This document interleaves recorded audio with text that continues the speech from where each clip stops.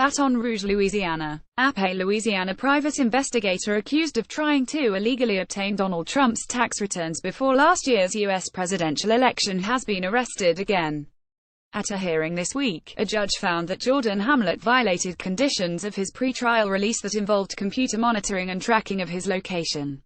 Prosecutors say Hamlet tried unsuccessfully to obtain Trump's tax returns using a U.S. Department of Education financial aid website. Federal agents first arrested Hamlet last year on a charge that he misused a social security number in the effort.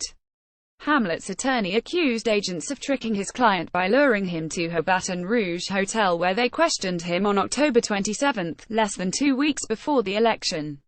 At that time, the agents did not know whether Hamlet had been successful in obtaining Trump's tax returns, prosecutors said in court records.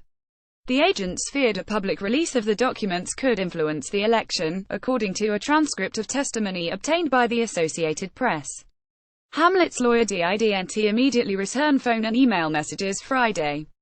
On Wednesday, a judge ordered him held by the U.S. Marshals Service but left open the possibility he could return to home detention at some point while awaiting his December trial.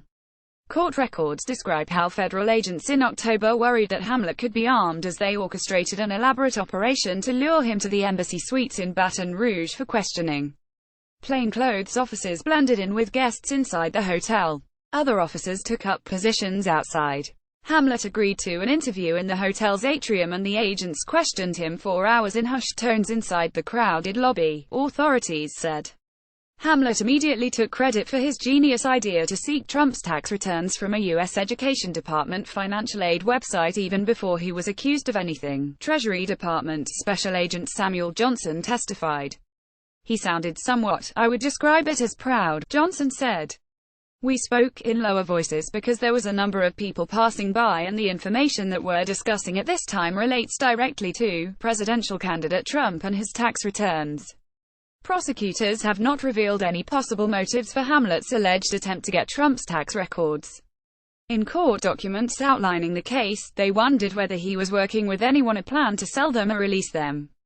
Every president since Jimmy Carter has released their tax returns in what has become an American tradition during presidential elections, but Trump so far has refused to release his. Martin reported from Atlanta.